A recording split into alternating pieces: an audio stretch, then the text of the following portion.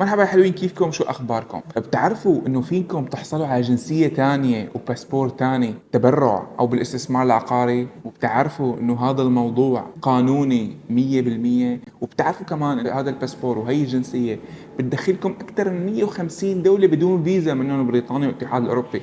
يعني بتحجزوا الطيارة بتضلوا ماشيين بتلفوا العالم كلياته وما حدا بيقول لكم وين رايحين. اليوم رح نحكي بهذا الفيديو كيف وشو الطريقة وشو الإجراءات وكيف هاي الطريقة وليش موجودة بهذا الفيديو. في دول كاريبية موجودة بالبحر الكاريبي قريبة لأمريكا. هدول الدول هن تابعين للتاج الملكي البريطاني، تابعين لدول الكومنولث. هدول الدول صغيرة وجزر صغيرة عملوا برنامج اسمه الاستثمار للجنسية.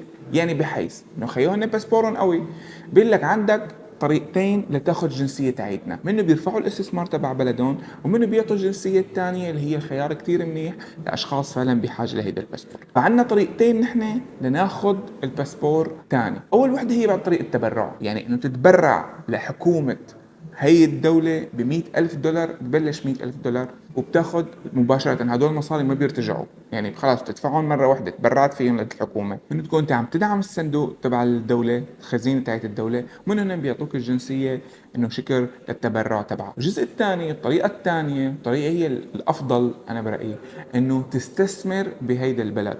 يعني بحيث انه تشتري عقار، تشتري جزء من اسهم باوتيل. طبعا في برامج معينة بس تستثمر فيها بهي الدولة مباشرة تاخذ الباسبور، تاخذ الجنسية لأنك أنت صرت مستثمر بهي الدولة، وبضل الاستثمار إلك تقدر تتصرف فيه مثل ما بدك بعدين. طيب هي الدولة بس تعطيك باسبورها لازم تروح لهنيك؟ لا.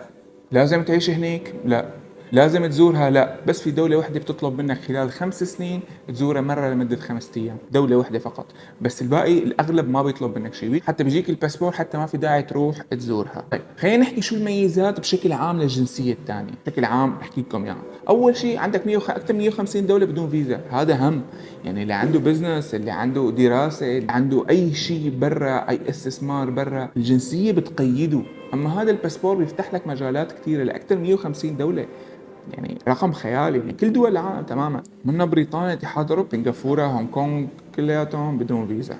والجنسيه بتاخذها انت واولادك، ومثل ما انها بتتورث لك ولاولادك ولاولاد اولادك، بصير مستقبل لك ولاولادك احسن. شغله ثانيه، جامعات لاولادك، الدراسه بمدارس كثير مهمه. يعني بيفتح لك العالم كلياته، وين بدك اولادك يدرسوا، وين بدك تروح تفتح شغل لك، وين بدك تنقل اشغالك اعمالك، كله بروح. طبابه، بصير عندك اكسس لكل النظام الصحي الموجود بكل دول العالم. والشغله كثير مهمه، امان. يعني الباسبور الثاني امان. يعني بتعرفوا نحن منطقتنا كلياتها هلا على كف عفريت، مره بيطلع بصير هذا الباسبور بده فيزا، هذا الباسبور ما بده فيزا، هي الدوله منعت هي دول العالم يدخلوا.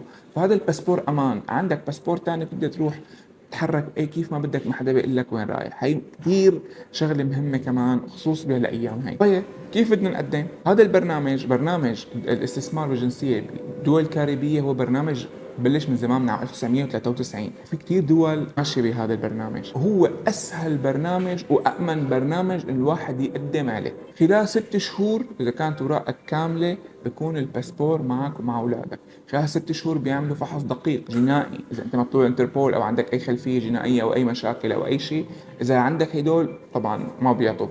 فلهيك انه لازم يكون ملفك نظيف. خلال 6 شهور بتاخذ الباسبور وبتاخذ الجنسيه انت واولادك. اهم الدول اللي بتعطي هذا البرنامج بتعطي هي الجنسيه هي غرناطه، دومينيكا، انتيغوا باربودا، سانت كيتس نيفيس، وسانت لوسيا.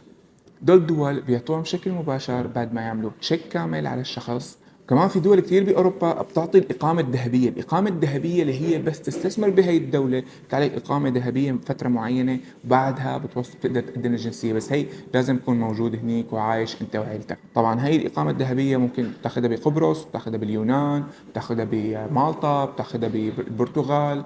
ونفس الشيء بتعطيك خيارات كتير كبيرة، اكسس لكل الاتحاد الاوروبي. كل دول الاتحاد الاوروبي بتاخذ نفس الخيارات كأنك انت مقيم او مواطن الاتحاد الاوروبي.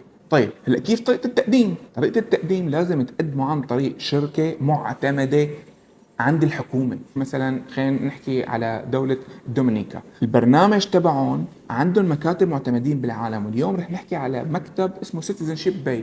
هو معتمد من كل الدول، وعلى فكرة المكاتب اللي كتير قليلة معتمد منه بشكل كامل، يعني علاقته مع الدولة مباشرة.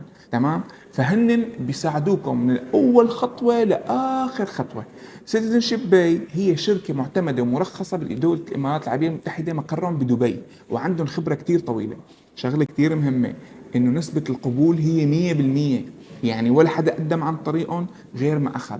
100% تماما. من قبل ما تبلش، حتى قبل ما تقدم، بيفرجوك كيف التفاصيل، شو لازم، شو مطلوب، كل التفاصيل وحده وحده بيمشوا معك، وين لازم تدفع، وين لازم تستثمر، كل هالتفاصيل. والاستشاره عندهم مجانيه، يعني فيكم تواصلوا معهم عن طريق الايميل او تبعتوها عن معلومات التواصل الموجوده تحت صندوق الوصف. فيكم تواصلوا معهم وتشوفوا كل المعلومات، تسألوهم كل الأسئلة اللي بدكم إياها. ونحن حاطين كمان معلومات عن قناته على اليوتيوب، حاطين كتير فيديوهات عن كل برنامج، شو ميزاته، شو بتفرق هاي الدولة عن هاي الدولة، الباسبور ليش أقوى من هالباسبور، ليش هيدا أحسن من هيدا. كل تفاصيل حاطينها باليوتيوب عندهم بشكل كتير مفصل وكتير حلو. وهيك بكون خلاص هيدا الفيديو. إذا عندكم أي سؤال اكتبوا لنا لسيتيزنشيب باي، اكتبوا لي إلي. وإذا عندكم أي شغلة تانية حابين تستفسروا عنها بعتوا لنا، ونشوفكم فيديو جديد بشغلة جديدة.